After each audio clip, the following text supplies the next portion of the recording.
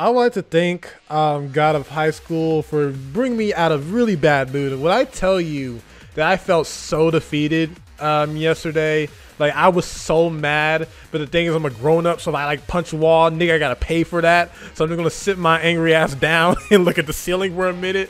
To give some more insight, I was trying to fix my old laptop. And the thing just got into preparing for automatic repair loop, and I tell you how mad I was. I was already mad about the Chadwick Boseman thing, him passing, and just mad about a lot of things. That was just like the tipping point I just broke, yeah. But man, thank you guys' support. I made a comment talking about like you know how upset I was, and everyone seems very supportive. And I watched this episode because I haven't watched God of High School for a couple weeks, and these two episodes was really good. The first episode that I watched was episode 8. Which honestly was a feel-good episode. And episode 9, man. Look, I've recently gone cold turkey on like, talking to women. I just mostly been focusing on myself. And why, man?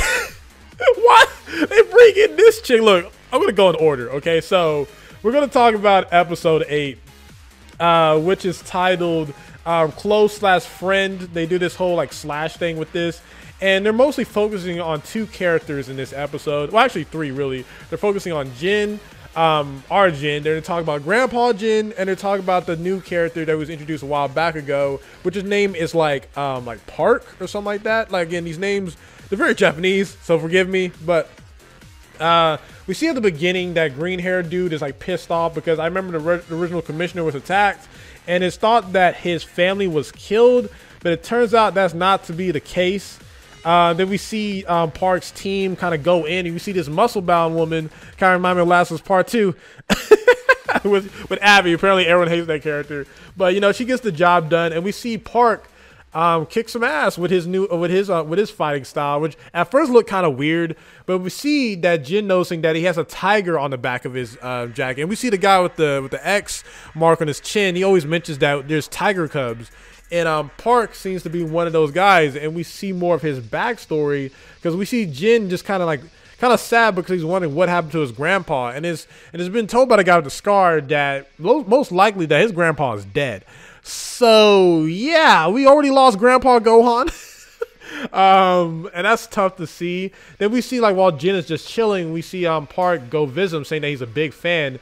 And we see these two have like a big kind of like brawl, really, and they're kind of even, but Park, for right now at least, is stronger than Jin.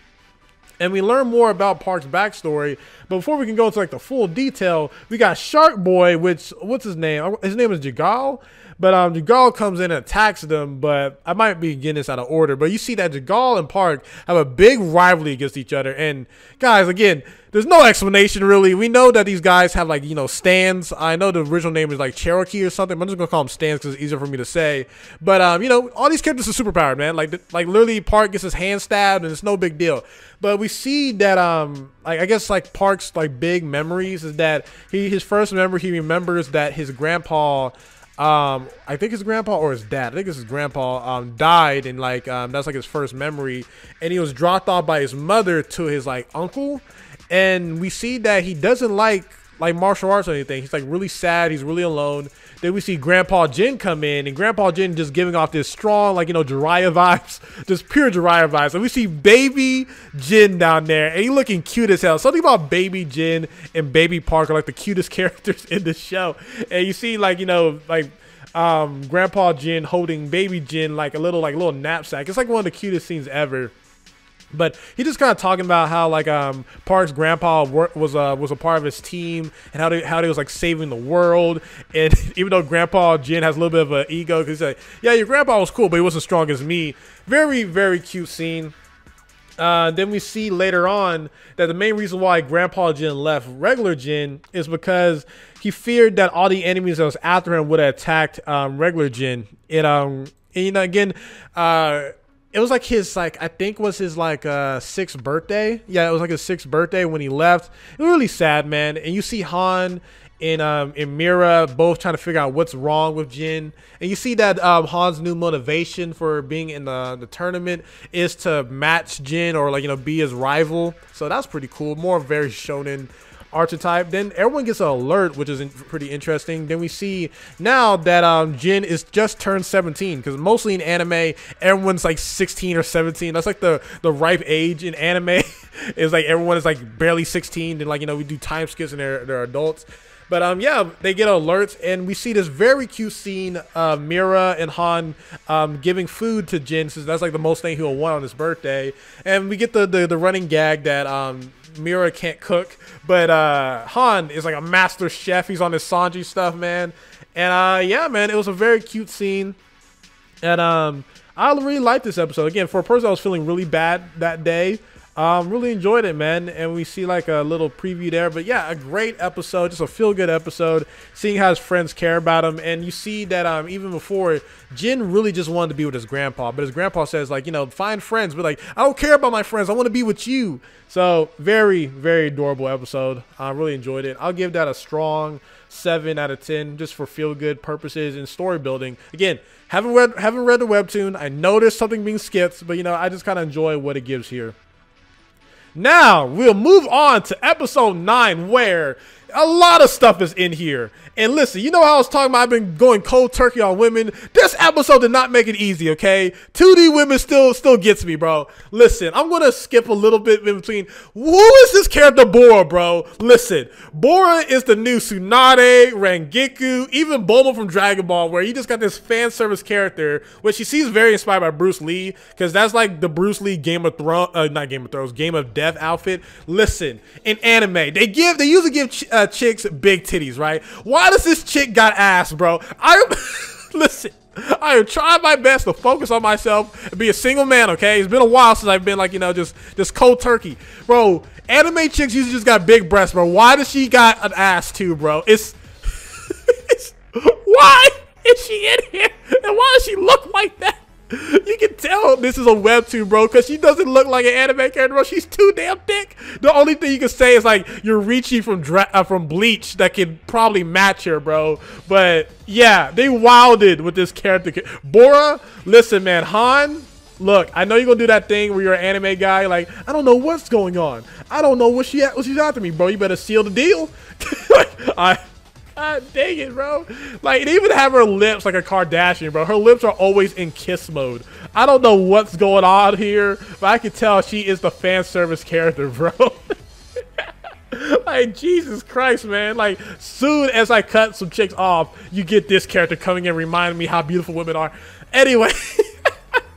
In the last episode, we ended off with like a little message towards Jin. And we learned that because we saw that Grandpa Jin lost his arm in that fight against that cult or whatever, and we know that our main like little army group with the X dude, they're pretty much taking off their limiters, and they're gonna like attack this cult group. And we see, since Han is disqualified because he attacked the shark dude, that only Jin and Mira are allowed to fight. And if Jin doesn't show up, even if Mira wins, they lose automatically. So Jin can't help but to go find his grandpa, and he goes in there, and like, you know, and like Mira is like fighting her fight. And listen, I don't think this is racist, but come on, man. She's fighting this dude who's pretty much a tan dude, otherwise a black dude with a pinball head looking like Patrick out here. I'm just like, oh, dude. What are we doing out here? But yeah, and the dude, you know, look, no homo. Like, again, nothing against people who are gay, anything like that. The dude's got cake too. His butt's all over the screen. I'm just like, they gotta balance it out, I guess. You know, they got the female fan service, they gotta have the man fan service, I guess. But this dude is like all over the screen. Just like, okay, what is going on here? But yeah, we see Mira is fighting a dude, and we see, because there was no explanation how Mira got her new sword, but we see that the original sword is actually like a conduit for a stand, which is interesting, and it looks like a yin yang sword. But we cut back to Jin fight against Grandpa, and then it turns out the Grandpa is a shadow clone, and he explodes right in his face. And I tell you that we just know these characters are superheroes because this man he just eats the explosion face front, man. Just eats it, and he's like, what's going on around here? Like, okay, you know what, Monkey King, we get it. You're OP. We just know you're OP. We don't even need to know your full stand ability or whatever you are. I know you're OP, right? So we see, you know, he's getting beat up by this dude. I don't even need to know this guy's name. Let's just know him as like the Naruto shadow clone guy, right? And Jin is fighting him off, and we learn more and more how OP Grandpa Jin is. Grandpa Jin took on an entire army by himself. Like, again, it takes a really strong person to take out Grandpa Jin.